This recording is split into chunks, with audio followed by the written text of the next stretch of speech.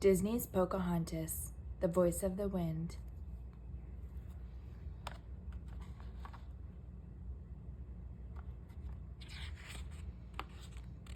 Pocahontas, the Voice of the Wind, by Justine Korman, illustrated by Peter Emslie and Don Williams. A soft breeze tickled the new green leaves, and white and yellow crocuses bloomed in the meadows. Spring had come at last. Every hand in the village was set to planting.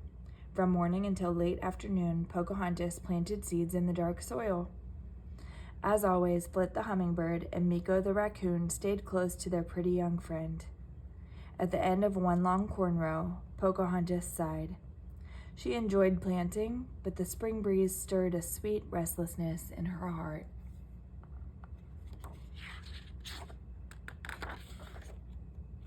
"Wouldn't you love to find out what's beyond the bend in the river?" Pocahontas asked her masked friend. Meeko shrugged. He was more interested in finding a way to eat some of the dried corn seed without Flit catching him. As for Flit, he thought Pocahontas should stay safely near the village. He didn't care what was beyond the river bend. "Well, I have to find out," Pocahontas declared. So that afternoon, as all the other villagers returned to their homes, Pocahontas slipped off on her own and paddled her canoe up the river. Flit hummed around Pocahontas's head. He pointed his long beak toward Grandmother Willow's grove. He hoped the wise old tree spirit would talk some sense into Pocahontas. But the young woman shook her head. "No, Flit, we're not going to visit Grandmother Willow. Today I want to discover some place I have never explored before." Pocahontas stopped paddling for a moment, and Meeko jumped from the canoe to the riverbank to chase grasshoppers. Then he played leapfrog with the frogs. He waved his paws at Pocahontas. "No, Meeko," she said, "I can't stop to play today. Come along now, unless you'd rather stay behind." Meeko climbed back into the canoe, but he hopped out again at a strawberry patch. Pocahontas left the canoe to pick some of the sweet berries too. They were delicious, but she still felt restless. "Come on, Meeko," she said. "Let's head for that bend in the river and new places to explore." Clouds began to gather in the blue sky. Branches swayed above their heads. As it ruffled Pocahontas's hair, the wind whispered a warning. But Pocahontas did not want to listen.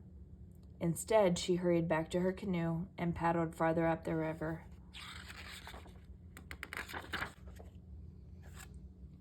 With a sudden crack of thunder, rain poured from the sky. "Oh, not another spring shower," Pocahontas exclaimed. Then she noticed a cave on the riverbank. "We can take shelter there until the rain stops," Pocahontas said to her friends as she paddled to shore. Flit flew anxiously around the mouth of the cave. He did not want to go inside. Pocahontas tugged her hair free of the bird's beak. "Stop being silly, Flit," she scolded. "It's just a cave." Meeko hesitated at the dark entrance. "Are you afraid too?" Pocahontas asked him, shaking her head.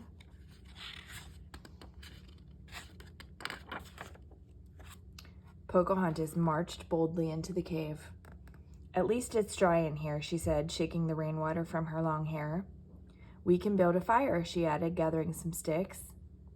Just then a low growl rumbled from the back of the cave. Meeko hid behind Pocahontas. Flit flew up to the ceiling. Pocahontas stood still, listening. Goosebumps tickled her damp arms. "What was that?" she whispered.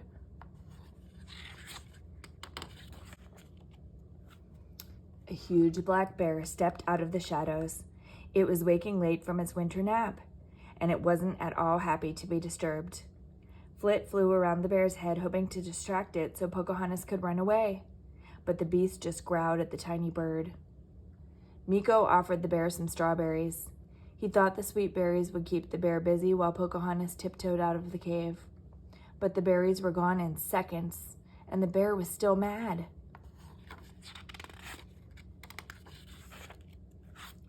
Pocahontas's mind raced. What can I do, she wondered.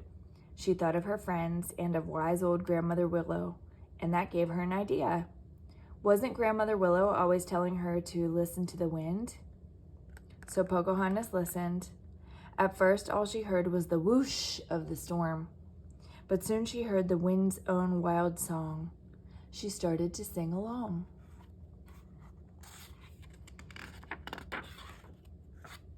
Pocahontas sang of springtime, of the sun, of the wind, of the new green leaves. She sang of the river winding between the mossy banks. She sang of the seeds in the dark earth drinking the rain. Flit hummed along, and Meeko drummed on some stones. The bear stopped and listened. Soon he lowered his paws and sank to the floor. His sleepy head dropped onto his furry chest. Before long, the big bear was fast asleep. Pocahontas put a finger to her lips. Meeko and Flit understood her at once.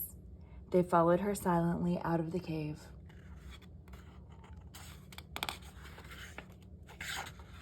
It stopped raining, Pocahontas said once they were outside. The last rays of the setting sun glimmered on the river. Raindrops sparkled on the new leaves.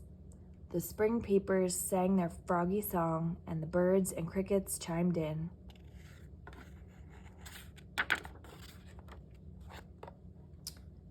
How could I have felt so restless with all of this around me? Pocahontas asked her friends. Then she laughed. I didn't need to find a faraway place to explore. I just needed to open my eyes a bit wider and to stop and listen to the music of the wind. Then Pocahontas and Meeko climbed into the canoe, and with Flit leading the way, they set out happily for home.